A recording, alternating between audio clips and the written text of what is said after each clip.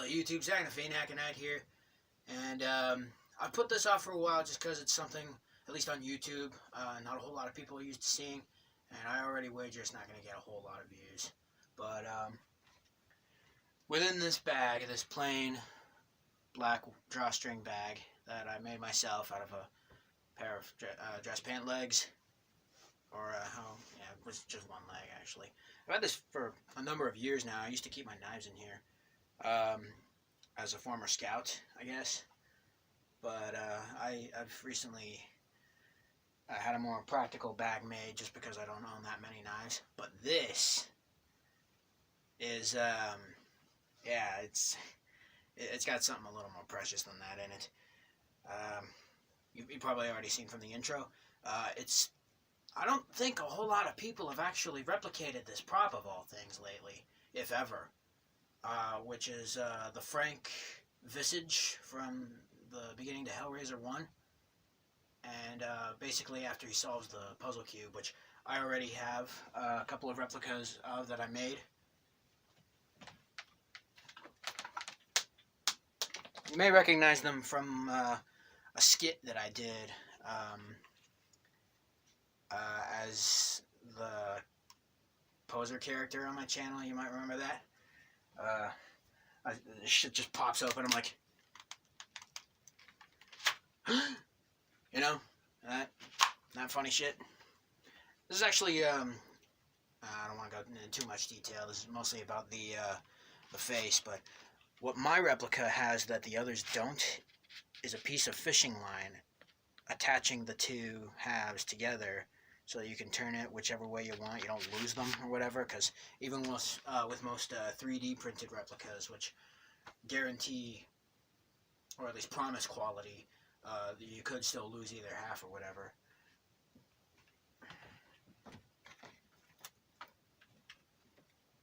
But, like I said, yeah, we're not talking about the puzzle boxes. We're here to talk about Frank's face after he solved the lament configuration, which is what that box is called for those of you who may or may not be aware.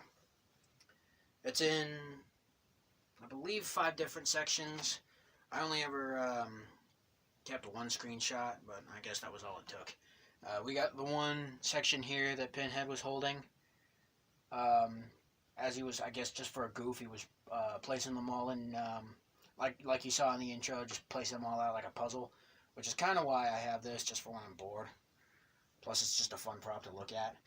And the texture on the inside is a technique that I kind of perfected myself. Really gnarly stuff. It's most of it's all paper mache. Obviously, this is all paper mache. But, son of a cunting cock on a stick. But yeah, no, this is all paper mache. But the inner texture here, where the meaty, bloody bits are, is just some hot glue, plain hot glue, not even colored or anything, which I hear it comes pre-colored. But it's also got red nail polish on it. It's also what I used for my Deadpool belt buckle. That's how you know it's gonna not only look different than the acrylic paint that I use. I even used a little clear nail polish for the eyeball, which you can't really see that too well, but that's whatever. And then this is, ooh, hey, bonus. This is one of the sections. It's the other eye, which I'm not really sure how the eyes are even still inside the the visage. I'm pretty sure anyone who's seen Texas Chainsaw Massacre ought to know by now that faces aren't exactly connected to the eyes behind them. But yeah, it's the same story. It's the same inside texture with, painted brows.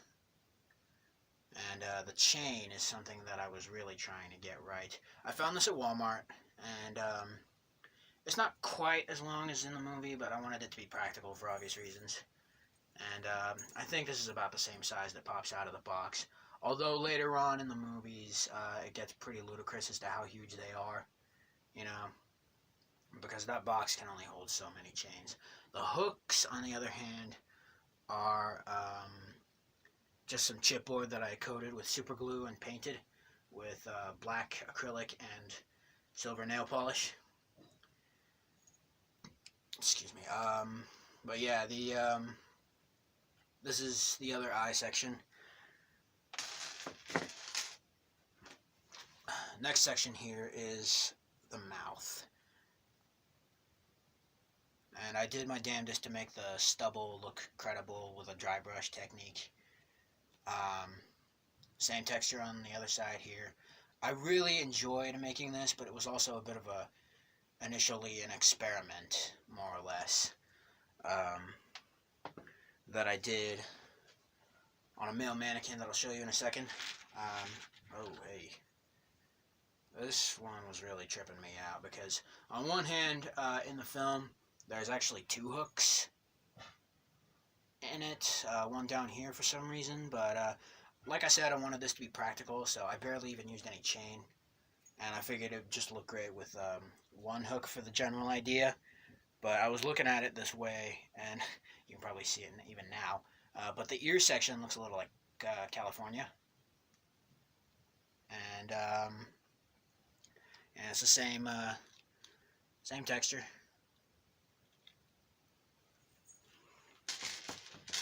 I believe there's one more piece. Yeah, the cheek, which there's nothing hardly too special about this. It's just, oh, right here it kind of looks like a bloody nacho chip. It was initially just a bit of an experiment. I didn't really think that it would work, but as long as you have a male fit plastic mannequin head and some Elmer's glue and some cheap brown Dollar Tree paper, you can pretty much accomplish the same little idea yourself. Funny thing about that chain, though, is that I recently got a bit of a brainstormy type idea to not just replace per se, but kind of redo my own version of the Chatterer mask, which this is mostly based on that Travesty Part 5 type deal that had no legs crawling up the stairs. It's only got one staple there and, like, I guess a little wire here for the design, which I replicated as best I could. All still paper mache with an elastic strap. You might have also seen this in the same video that I mentioned with the puzzle boxes, being goth and looking goth or whatever, how they're not the same. But that was this. And I'm thinking about replacing it just because, yeah, it's just too simplistic. The lips are gone, but there's no, you know, it would look more brutal and more cool if something was holding them in place, like those chains, for instance. So I'm not so much replacing this as much as I'm just redoing it, remaking it, reimagining it. I sound like Hollywood, don't I? But yeah, no, that's, maybe I'll compare the two at the end of the video. I've got the photos for it. I think I will. But, yeah, this was a fun little project, and I look forward to doing more gore prop videos. It's just good, clean fun, SFX type stuff. It's art is what it is. I mean, nobody's getting hurt for real. It's all, you know, that's what drew me in with horror initially. It's just good, clean fun. It looks fucked, don't get me wrong, but it's really not. So if you like, please like. Feel free to share your obscure little thoughts in the comments below, as well as to share the video itself. Subscribe if you wish to see more, and don't forget to hit the bell if you do. And as always, thank you so very much for watching, and I love you all.